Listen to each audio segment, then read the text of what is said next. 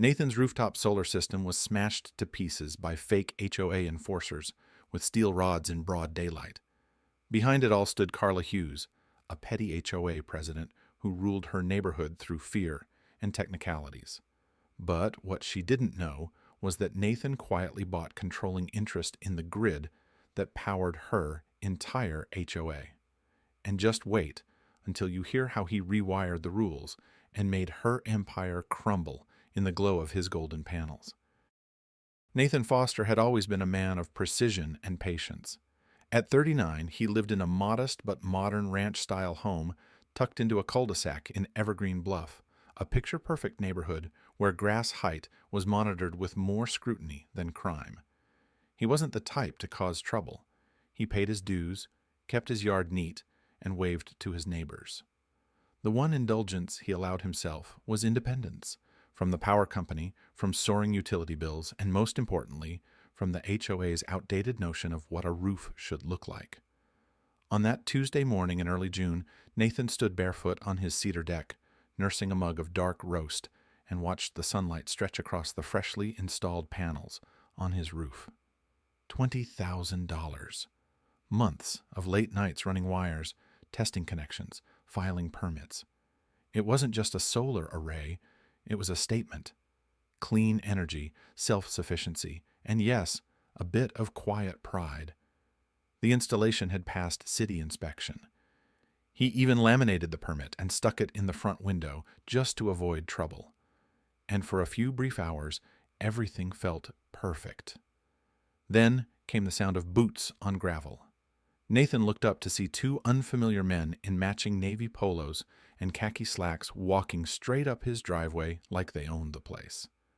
Embroidered across their shirts in bright yellow was the phrase, HOA Compliance Patrol, a title Nathan had never seen before in any official HOA documents. They didn't knock. They didn't introduce themselves. They didn't even glance at the permit taped to the window. Instead, one of them pointed up at the roof and said, flatly, "You were warned. Non-compliant rooftop modifications." Before Nathan could respond, before he could even ask a single question, they were in his backyard. One pulled out a metal rod from under his arm like it was part of a stage prop. Then the swinging started. They cracked the tempered glass of the solar panels like they were busting ice off a winter windshield. One hit, two, shards glittered and flew. The other man followed, smashing clean through the array's center. Nathan stood frozen, still holding his coffee, unable to comprehend what he was seeing. The sickening crunch of glass mixed with the sharp clicks of snapping cells and broken circuits. And then, just as fast as they had appeared, the two men turned and walked off, down the hill, into the cul-de-sac, and out of view. Nathan didn't chase them. He didn't yell, not yet. He just stared at the shattered panels, hands trembling as the reality set in. His system was ruined. An hour later, after filing a police report, Nathan called the HOA office. The receptionist sounded almost bored. "We don't have a compliance patrol," she said. "That's not part of any enforcement group we authorize." When he asked to speak with someone higher up, he was told the board was in a closed session and unavailable until next week. But neighbors talk, and Evergreen Bluff was a neighborhood where gossip traveled faster than mail.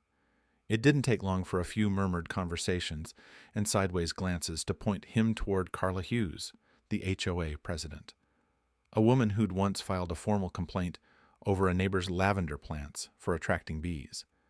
A woman who'd been overheard at last month's block party saying, "If we don't stop these science projects on roofs, we'll look like a junkyard by August."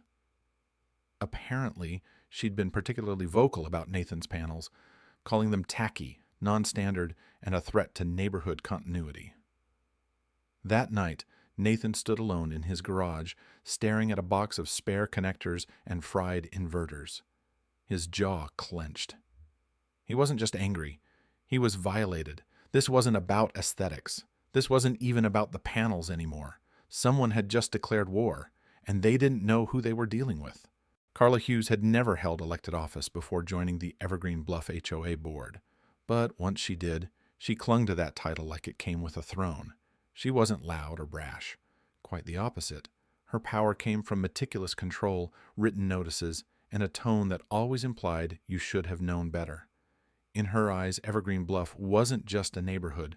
It was a curated exhibit of proper living, and Carla was its lifelong curator.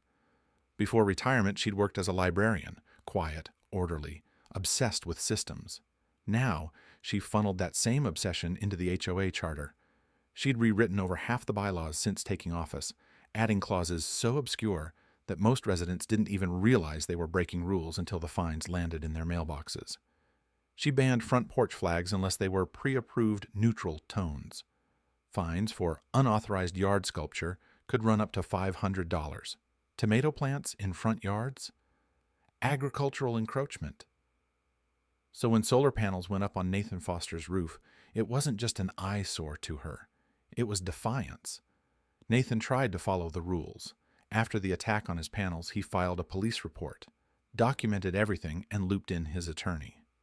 It should have been straightforward: trespassing, destruction of property, and impersonation of enforcement authority.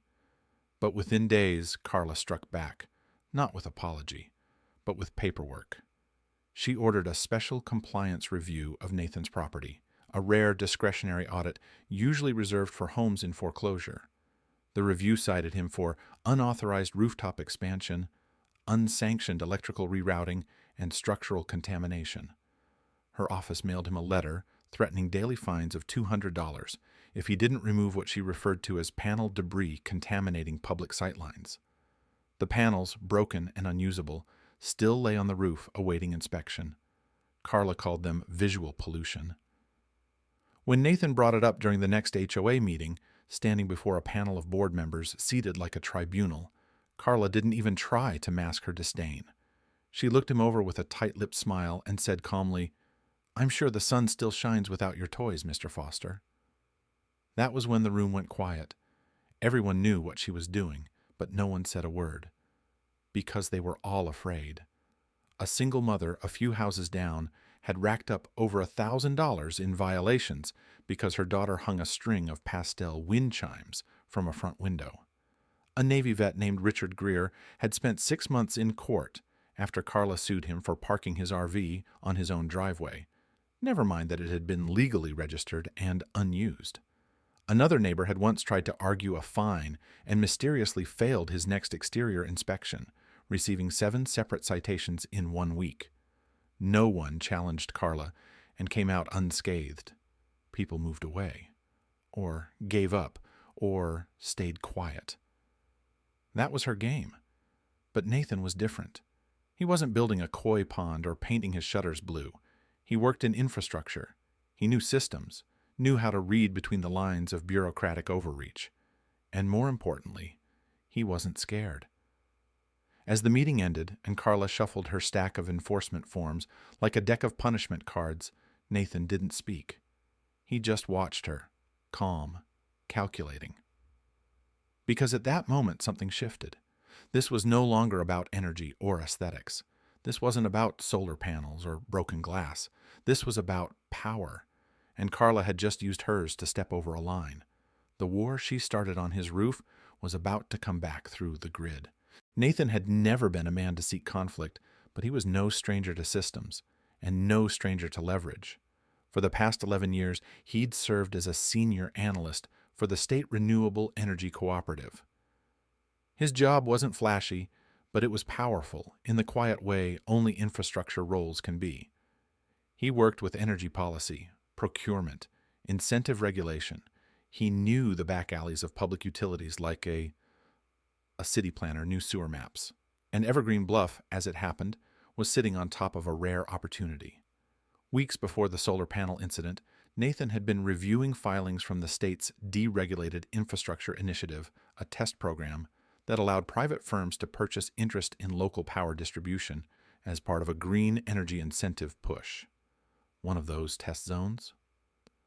A suburban grid cluster fed by a small, aging substation just outside of Evergreen Bluff's boundary. The ownership transfer had quietly closed, with the previous utility opting to sell off controlling shares to lighten its balance sheet. Nathan remembered glancing at it during his review, thinking it might come in handy someday. That day had arrived, Within 72 hours of the HOA's so-called special review, Nathan reached out to two friends, one a grid engineer, the other a regulatory lawyer. Together, they combed through Evergreen Bluff's circuit maps, discovered the precise load zones, and identified the section feeding the entire HOA jurisdiction. Then, using a holding LLC registered under the name of a defunct solar consulting firm, Nathan acquired a 62% controlling interest in the very substation that powered Carla's perfect beige empire. It wasn't illegal. In fact, the entire process was encouraged under the new deregulation pilot. All it required was an approved emissions offset plan, a service continuity bond, and a tariff structure aligned with renewable integration goals. Nathan filed a new tariff schedule through the State Utility Board, an incentive plan for green upgrades that lowered rates for solar-equipped homes, but raised them significantly for those reliant on traditional draw. It was the kind of bureaucratic document that no average resident would bother to read, but it was airtight. He then contracted a third-party service to install smart metering upgrades across the zone, under the guise of grid modernization. No one questioned it. The HOA newsletter even praised the forward-thinking community energy improvements. By the time the paperwork was finalized and the switch activated, 3 weeks had passed. That Friday, every homeowner in Evergreen Bluff received their new electric bill. For households without compliant solar infrastructure, which, thanks to Carla's vendetta, included all but two, the monthly rate had tripled. No warning, no appeal, fully legal. The neighborhood Facebook page exploded. Some thought it was a billing error. Others blamed inflation. A few called the utility hotline and were met with a polite explanation about the state's renewable compliance incentives and tiered pricing schedules. Still others turned to the HOA, demanding answers. Carla was silent, because for the first time since she took the president's seat, the rules had changed, and she didn't understand them. Nathan didn't gloat.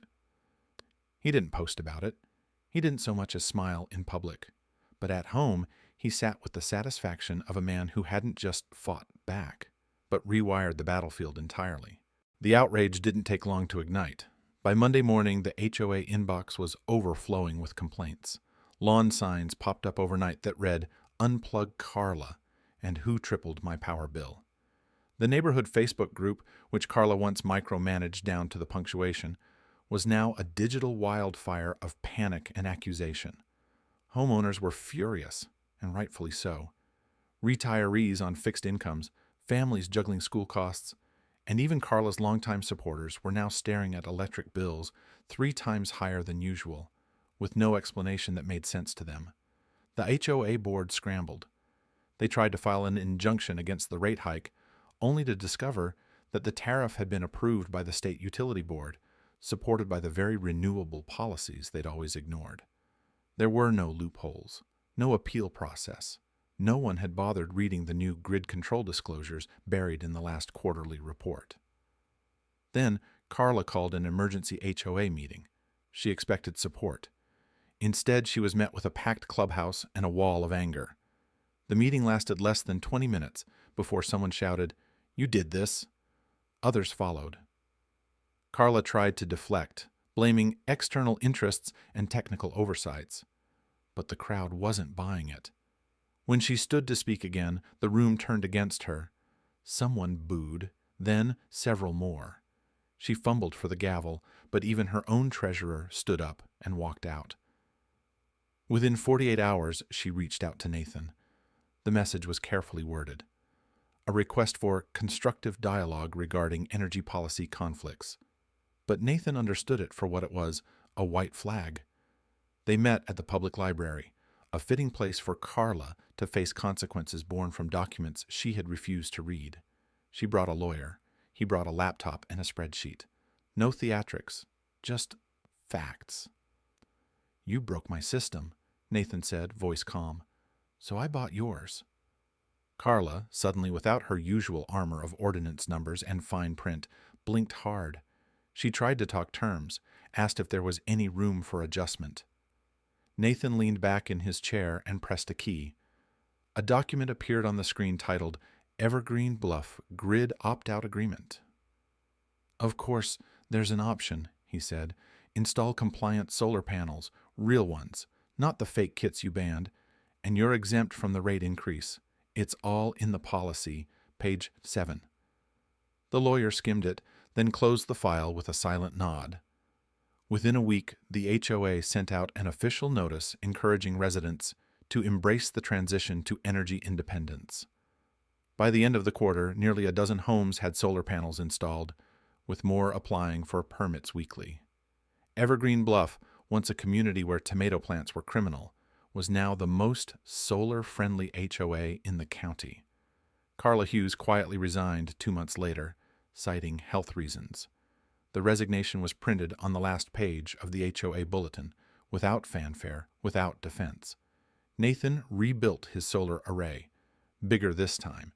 He even added a second battery wall and a small wind turbine just for good measure. With the excess energy he now generated, he sold power back to the grid, earning a modest return each month while reducing his entire block's dependence on traditional utilities. But that wasn't the best part. The best part came every evening, just before sunset, when his panels glowed gold on the rooftop. Their reflection stretched long and bright across the street, casting a perfect silhouette that reached all the way to Carla's now vacant driveway. He didn't need to say a word. The light said it all.